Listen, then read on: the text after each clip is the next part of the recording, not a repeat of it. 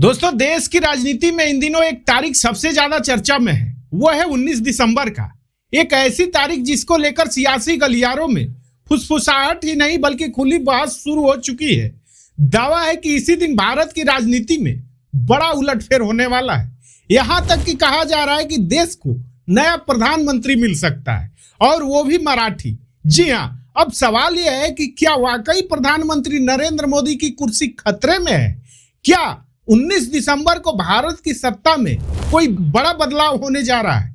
और क्या देश की कमान किसी मराठी नेता के हाथों में जाएगी?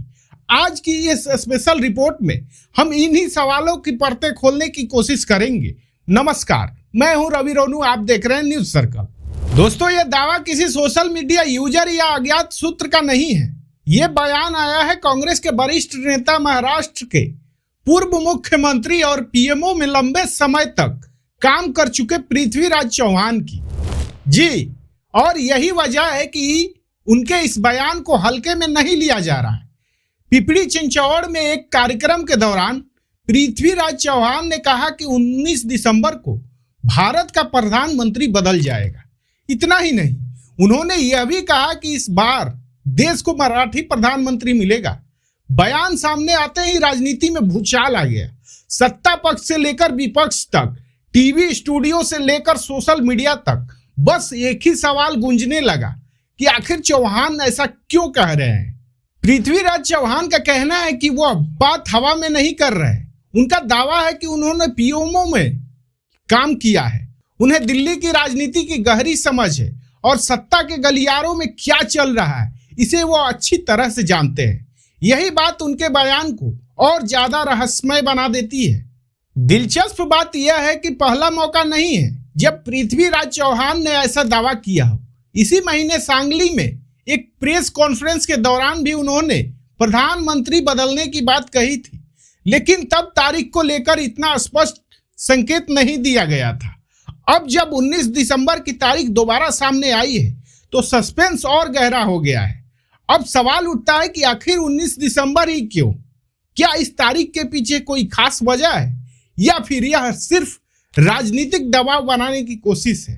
पृथ्वीराज चौहान के बयान का सबसे चौंकाने वाला हिस्सा अमेरिका से जुड़ा हुआ है।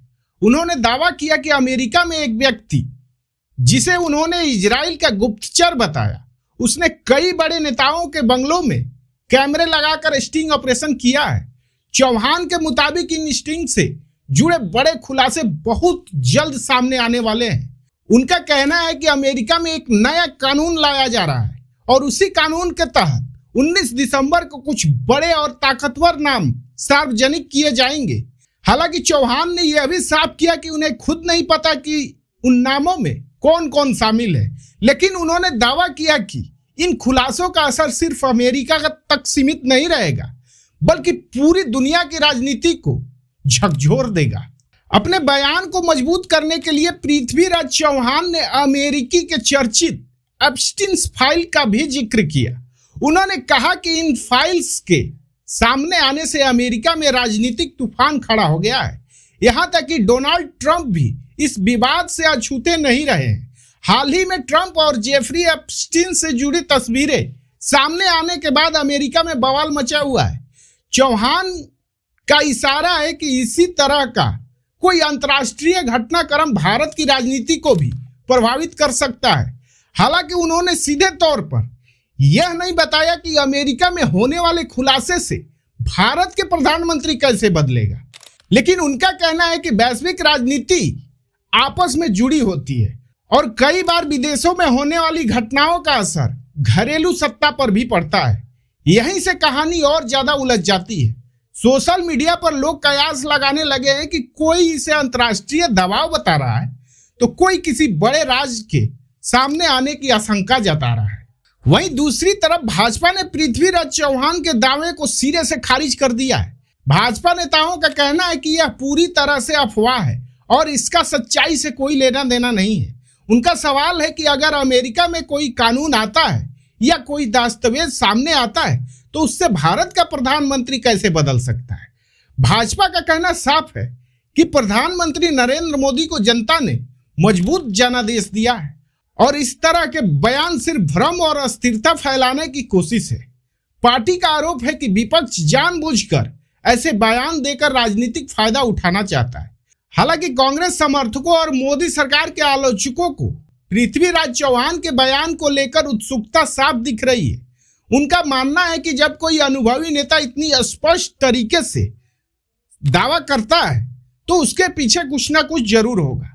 लेकिन वो भी मानते हैं कि जब तक ठोस सबूत सामने नहीं आते तब तक इसे सिर्फ दावा ही माना जाना चाहिए। तो सबसे बड़ा सवाल यही है, क्या 19 दिसंबर सिर्फ एक तारीख है या भारत की राजनीति के लिए कोई बड़ा मोड़? क्या नरेंद्र मोदी की कुर्सी वाकई खतरे में है और क्या देश को सच में मराठी प्रधानमंत्री मिलने वाला है? फिलहाल इन सवालों के जवाब किसी के पास नहीं है, लेकिन इतना तो तय है कि पृथ्वीराज चौहान के बयान ने देश की राजनीति में हलचल तेज कर दी है। अब सबकी नजरें 19 दिसंबर पर टिकी है, क्योंकि उसी दिन साफ हो जाएगा कि यह सिर्फ सियासी बयानबाजी थी या फिर इसके पीछे कोई बड़ा राजनीतिक भूचाल छिपा हुआ है।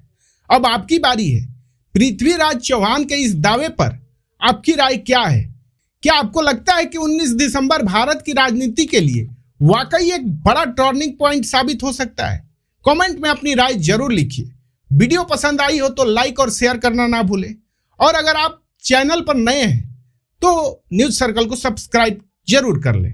धन्यवाद।